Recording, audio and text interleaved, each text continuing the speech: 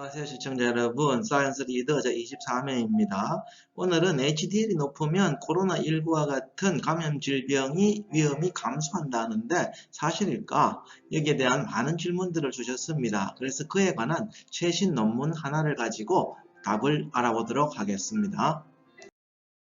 제가 사이언스 리더 19화에서 그 중국 코로나19 1차 감염자에서 특히 임파구 감소하고요. 그 다음에 단핵구 증가했고, 그 다음에 HDL 콜레스테롤이 감소했다. 그리고 또 남자 환자에서 특히 HDL 콜레스테롤이 감소했다고 말씀을 드렸습니다. 그리고 여기 1차 감염자가 9일째까지 HDL이 급감하다가 9일, 10일째부터 증가하고 14일째 퇴원했다는 그 설명을 드렸습니다. 그리고 이제 이게 그 MBC 뉴스에 이제 보도가 되었습니다.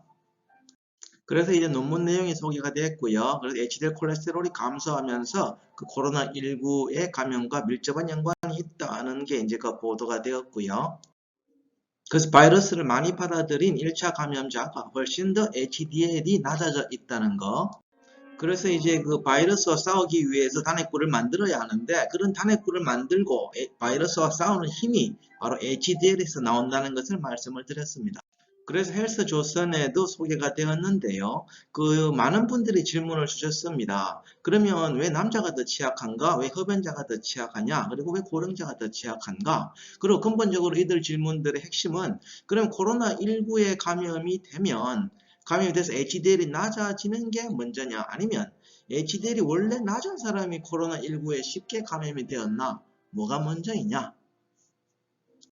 이 질문에 대한 해답을 찾기 위해서 마침 2020년 올해 1월 달에 이 미국의 그 동맥경화, 그 다음에 혈관생물학회지에 그 키 논문이, 핵심 논문이 하나 그 발표가 돼서 소개를 드리고자 합니다. 결론적으로 말씀을 드리면 이 HDL이 낮은 것이 먼저이고 그 다음에 이것이 그 감염의 원인이 된다는 겁니다. 그 연구 방법은 이제 그 영국의 혈액은행에서 백인 혈통이 있는 40만 명 이상의 사람들, 특히 40세에서 69세를 대상으로 해서 6년에서 10년 동안 추적 조사를 했습니다. 그래서 이분들의 그 혈액 리피드, 총 콜레스테롤, LDL, HDL 콜레스테롤, 중성지방의 농도하고 감염병으로 인한 입원율, 항생제 사용률, 그 다음 폐혈증으로 인한 생존율을 비교해서 연구를 해봤습니다. 그래서 결론적으로 결과는 HDL 콜레스테롤이 약 1mm몰이니까 약 한 38mg/dl가 증가하게 되면 감염병의 위험 확률이 0.84로 급격히 감소한다는 겁니다.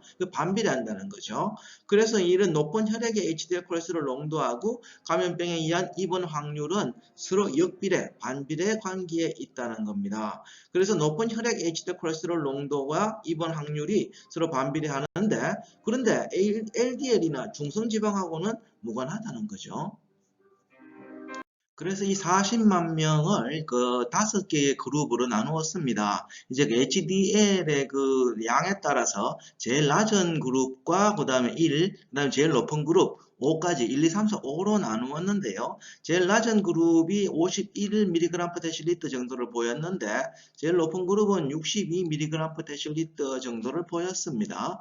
그리고 이 제일 높은 그룹의 특징을 보면 가장 그 당뇨 환자 수가 가장 적고요. 그 다음에 고혈압이 가장 적고 협심증, 그 다음에 심근경색이 가장 적다는 특징을 보이고 있습니다. 그리고 이제 감염병으로 입원할 확률하고 HDL과 LDL과 중성지방과 비교해 봤더니 HDL하고 LDL은 서로 반비례하는 관계를 보여줬습니다. 여기 보시는 것처럼 이제 HDL이 늘어날수록 이렇게 감염병의 위험 확률도 감소하고 있고요. LDL도 마찬가지입니다. 그런데 중성지방은 확실하게 중성지방이 늘수록 그 감염병의 입원 확률이 늘어나고 있죠. 왜냐하면 중성지방은 사실은 그 병균들, 바이러스의 그 감염의 먹이가 됩니다. 그래서 중성지방이 많을수록 이런 그 세균이나 그 바이러스의 정식 확률이 높아지는 거죠. 그런데 이제 여기까지는 그 HDL과 LDL 중에 과연 누가 그러면 진짜 관계가 있는지는 아직은 모릅니다. 그래서 이제 다음 연구로 이제 다음 분석을 해봤습니다. 누가 진짜 반비례하는지 HDL인지 LDL인지 찾아내야 되겠죠. 그래서 다양한 인자, 즉 그 유전적 소인을 포함한 그 폴리제닉 스코어라는 걸 만들었습니다. 이건 이제 선천적으로 HDL이 높은 사람과의 연관성을 찾을 수가 있는데요. 그래서 HDL하고 HDL이 선천적으로 높은 사람들을 봤더니 이렇게 그 HDL이 특이적으로 감염병하고 반비례한다는 것을 찾아냈습니다. 그런데 LDL은 이렇게 좀 삐뚤삐뚤하죠. 이렇게 정확도가 좀 떨어집니다. 그리고 유의성이 나오지 않고요. 그런데 이제 중성 지방은 이렇게 이제 그 증가할수록 그런 감염병의 위험 확률도 증가한다는 걸 알아냈습니다. 그래서 이제 결론적으로 HDL만 이렇게 그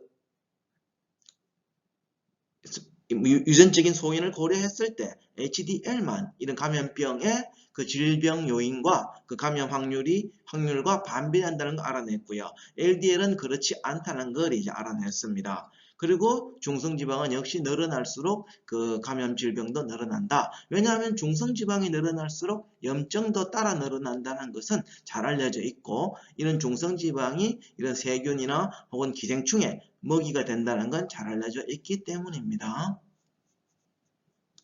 그래서 이 논문에서는 유전적인 소인에 의한 감염병 입원 확률하고 HDL 콜레스테롤의 농도는 서로 반비례한다. 그래서 결론을 내리면 HDL이 높으면 바이러스 질병에 저항성이 있다는 것입니다. 그래서 높은 HDL이 먼저라는 거죠. 그래서 HDL이 높은 사람이 감염 질병에 걸리지 않는다.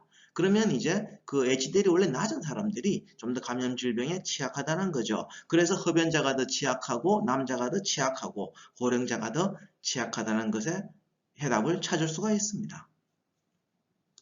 그럼 이제 결론적으로 이런 질문들에 대한 답을 찾으면 아마 저는 둘 다 맞을 거라고 생각합니다. 그리고 확실한 것은 HDL 콜레스테롤이 높으면 감염병에 걸릴 확률이 적다는 거죠. HDL이 먼저라는 겁니다. 그러면 HDL을 타고나야만, 선천적으로 타고나야만 그러면 이렇게 건강하고 감염에 걸리지 않는 걸까요? 그렇지 않습니다. HDL은 라이프 스타일에 따라서 얼마든지 변합니다.